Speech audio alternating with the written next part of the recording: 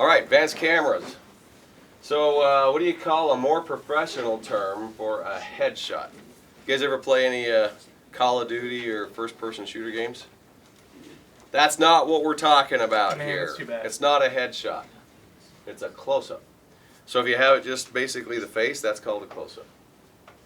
What do you call the space between a moving subject and the edge of the frame?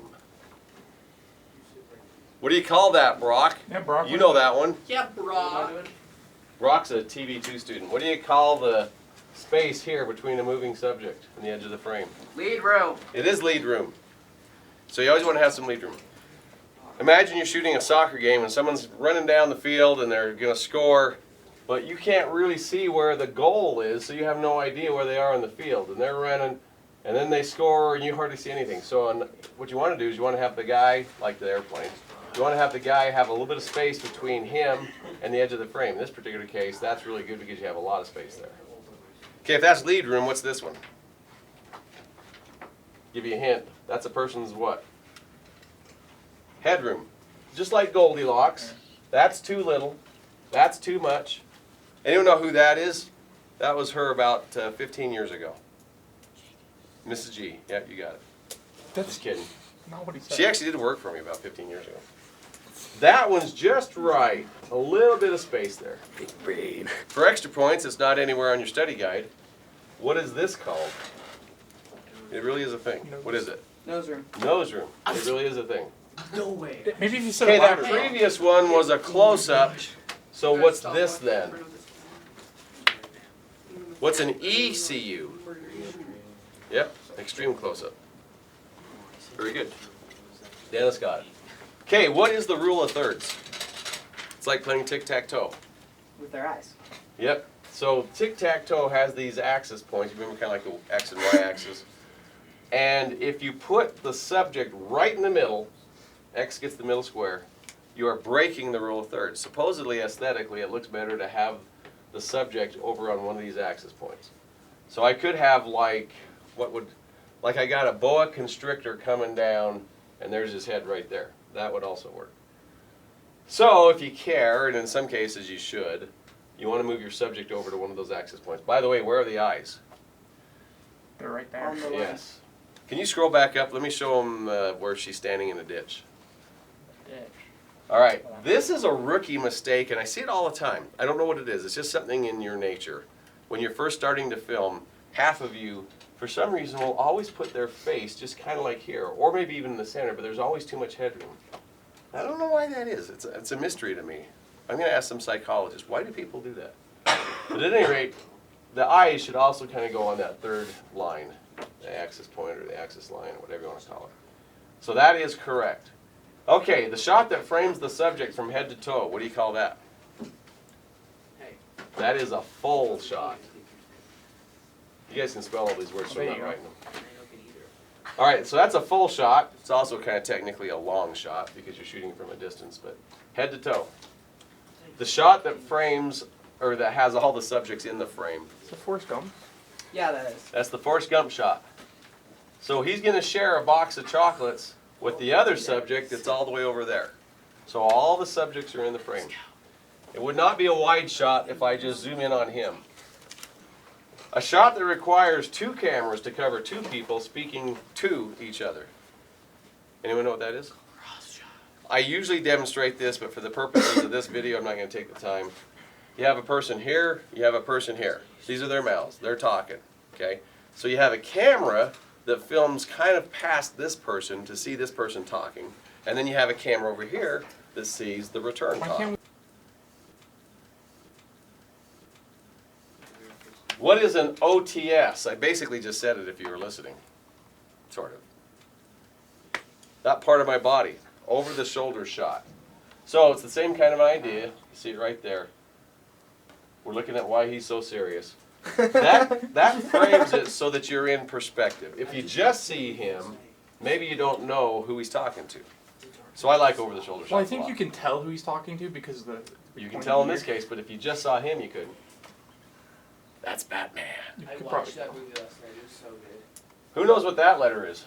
And Or love it. You're right. That is an N. Yeah. it's a It's like night putting day sunglasses on filter. your camera sensor, an ND filter, and that's the way you can remember. It's like night and day. Okay, scroll up. I think I got an example of it because Tempest just taught this yesterday. Oh. Yeah. So And then you made me stop teaching it. yes. Like right here. Well, you were doing a good job though. All right, so this is overexposed. We're out in the daylight, full sun. Oh no, what do we do? Put on And our by the way, this sunglasses. is an example of one, okay? On your camera, you don't actually have that. On this camera, on all of our cameras actually, it's just a switch. So you just flip a switch, the ND switch. Usually there's two settings. So you can actually put like two sunglasses on. And then of course at night, do you have them on? No. Of course. No, you take them No, off. you always leave that on. You wear sunglasses at. Who wears sunglasses at night? There's a song about Yeah, I that. was gonna say it's a I song. wear my sunglasses Number 11, adjust at this to night. get accurate colors both indoor lighting and outdoor sunlight. So I don't know if you know this, but is there such a thing as color temperature? I'll give you the answer first though. It's called white balance. Yeah, we were talking about this before class started. Are you? Oh, that's what you're talking about. So this is an example of how the colors are just different kind of throughout the day, and the way the camera will, you know, or the way the camera will look at the colors. If I shoot under the fluorescent lights, and then without adjusting any setting whatsoever, I adjust my settings here, and there's no automatic white balance, which by the way we use all the time, but if you really care about your image, you're going to adjust your own white balance. I shoot under this picture, under this lighting circumstance right here, I go get my picture outside, is it going to be different? Yes. Yes, because I adjusted for this. So if I adjusted for this and I go outside, everything is going to look blue. It'll all look like that. Now I adjust for the full sunlight. By the way, that's what I'm just suggesting if you're outside full sunlight. Now I adjust for the full sunlight, and I come in and I don't adjust. What's my image going to look like? Yeah, so it'll all look orange. And you load it into your computer and you go, Walker, how come my footage all looks blue? Well, now you know why. You didn't adjust your white balance. So what you should do is you should always grab something that is white and you put it in front of your camera. Thank you. So if I'm the subject and I'm lit, then I go like, go ahead. He holds the whiteboard up, covers my beautiful face, and the camera adjusts for it. There you go. And whatever that color is right there is going to be accurate for everything else. You got it? Okay? That's called adjusting your white balance. So if you ever see anyone do that, now you know. How is shutter speed measured? Fractions Inches? of a second. Miles per hour? Right, fractions of a second. So again, both these things, we usually have our auto white balance on, we usually have automatic shutter speed, but you can go to manual mode and set these things. Certainly second semester students should be doing this. Con Raceman, is it Con Hine? So a fast shutter speed might be 1,000th of a second. Technically it goes back from the old days when you're shooting film, and there's literally a shutter going, right, because it was just a whole bunch of fast photos. Right. This camera function adjusts the round opening that allows light in the camera. So you got a shutter, and then you got the iris, which opens up and allows more light in if you need more light, or closes it down. If you have a fast shutter speed, not letting in very much light. If you have a slow shutter speed, you're letting in more light. But you can also get what they call motion blur.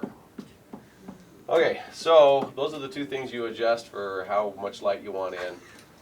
The iris also tells you what your focus range is going to be, how much is going to be in focus. Have you ever seen a movie or a photo where the subject's in focus, but then in the background it goes out of focus? That you control with your iris as well. Which choice do you make to keep your picture steady when you are operating the camera without a tripod, operating it handheld? This is the example I always give. My very first time shooting somewhat professionally, I bought a camera. I've always done audio, and I've got my recording studio, and I'm doing a lot of audio. And the guy says, "Will you shoot a video for me?" And I go, "Yeah, it's about time I got into video." So I bought a camera. I go out and I get a shot of him. He gets out of his car. It's for a store. We had an actor actually do it. Actor gets out of their car and goes into the store. So I'm kind of standing fairly close to where the car is. We'll say maybe the car's right there. And then he goes maybe 100 feet into the store, and then I tilt up and get the sign on the store. But what happens is, when I get it back and I'm looking at it on my computer, it starts to get shaky because I'm zooming in and following the guy.